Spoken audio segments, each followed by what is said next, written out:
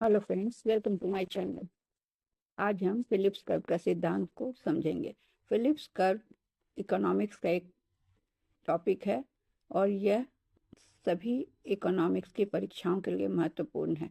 तो अगर ये वीडियो आपको पसंद आए तो प्लीज़ इसे शेयर और सब्सक्राइब करेंगे। फिलिप्स कर्व का सिद्धांत सबसे पहले A.W. फिलिप्स ने दिया था। बाद में Milton Friedman and Edmund Phelps ने इसमें एक्सपेक्टेशंस को जोड़ दिया और स्पष्ट किया। एक्सपेक्टेशंस वाला हम एक अलग वीडियो में देखेंगे। फिलिप्स कर्व हमें यह बतलाता है कि किसी अर्थव्यवस्था में बेरोजगारी और मुद्रास्फीति के बीच अल्पकाल में उल्टा संबंध होता है।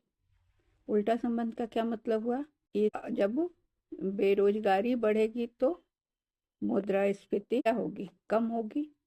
और अगर सिद्धांत को सबसे पहले फिलिप्स ने 1958 में प्रस्तुत किया, ये बतलाता है फिलिप्स कर्व कि जब बेरोजगारी कम होती है तो मजदूरी बढ़ती है, उत्पादन लागत बढ़ती है और परिणाम स्वरूप मुद्रास्फीति बढ़ती है। तो जब उसके विपरीत क्या होगा, जब बेरोजगारी अधिक होती है तो मजदूरी पर दबाव कम होता है, मांग घटती है और मुद्रास्फीति कम होती है। तो इसका ग्राफ जो है फिलिप्स कर्व वो नीचे की ओर होता है, डाउनवर्ड स्लोपिंग होता है। ये आप ग्राफ में देखिएगा। एक्स एक्सिस पर बेरोजगारी दर दिखाया गया है, वाई एक्सिस पर मुद्रास्फीति।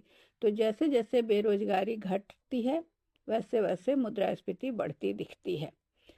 तो इसे हम उदाहरण से समझते हैं कि मान लीजिए किसी देश में 8% बेरोजगारी है और मुद्रास्फीति 3% है।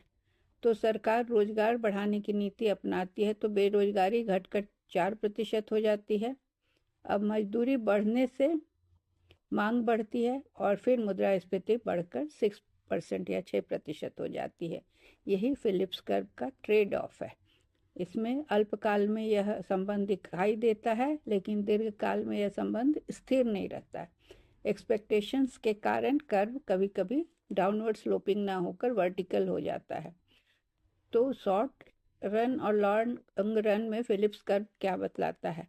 फिलिप्स कर्व ये बतलाता है कि short run Phillips curve SRPC कहलाता है। अल्पकाल में बेरोजगारी और मुद्रास्फीति के बीच उल्टा संबंध होता है। बेरोजगारी कम होती है तो मजदूरी बढ़ती है, मजदूरी बढ़ती है तो लागत बढ़ती है, क्योंकि मजदूरी देने से लागत बढ़ेगी तो इससे मुद्रास्फीति बढ़ती है। मुद्रास्फीति बढ़ती है, फिर बेरोजगारी बढ़ती है तो मांग कम होती है, क्योंकि लोगों के पास रोजगार नहीं होता तो मांग कम होता है, उससे मुद्रास्फीति घट जाती है। तो एक्स एक्स इसमें दूसरे ग्राफ में आप देख रहे हैं, एक्स एक्सिस में अनएम्प्लॉयमेंट और वाई में इन्फ्लेशन दिखाया गया है और कर्व जो है वो डाउनवर्ड स्लोपिंग है, वो अल्पकाल में। मतलब क्या हुआ, सरकार बेरोजगारी को कम करने के लिए थोड़ी अधिक मुद्रास्फीति स्वीकार कर सकती है। यह ट्रेड ऑफ हुआ। लॉन्ग रन में क्या होता है, LRPC दीर्घकाल में यह ट्रेड ऑफ समाप्त हो जाता है। मतलब लोगों की इन्फ्लेशन एक्सपेक्टेशन एडजस्ट हो जाती है। अर्थव्यवस्था अपनी natural rate of unemployment NAIRU पे लौट आती है, जो कि ग्राफ में दिखाया गया है कि लॉन्ग रन कर्व में वर्टिकल लाइन हो जाता है। यह नेचुरल एम्प्लॉयमेंट रेट पर खड़ी रहती है। इसका मतलब हुआ कि दीर्घकाल में बेरोजगारी प्राकृतिक दर से नीचे नहीं रखा जा सकता, केवल मुद्रास्फीति ही बढ़ेगी। तो दोनों को साथ समझने के लिए शॉर्ट रन और लॉन्ग रन में क्या संबंध है, तो शॉर्ट रन में विपरीत संबंध है, उल्टा संबंध है, और लॉन्ग रन में दोनों के बीच कोई ट्रेड ऑफ नहीं होता है। आकार क्या है, शॉर्ट रन में डाउनवर्ड स्लोपिंग होता है फिलिप्स कर्व और लॉन्ग रन में यह वर्टिकल हो जाता है। इसका कारण क्या है, शॉर्ट रन में वेज रिजिडिटी होती है, स्लो एक्सपेक्टेशन होता है, इन्फ्लेशन एक्सपेक्टेशन एडजस्ट करता है इसमें लॉन्ग रन में। नीति प्रभाव क्या है कि ट्रेड ऑफ संभव है शॉर्ट रन में, लेकिन ट्रेड ऑफ लॉन्ग रन में असंभव है। इसे सरल और सिंपल उदाहरण से समझते हैं कि मान लीजिए बेरोजगारी 6% है और सरकार एक्सपेंशनरी पॉलिसी अपनाती है तो बेरोजगारी 4% हो जाती है और मुद्रास्फीति 3% से बढ़कर 6% हो जाती है।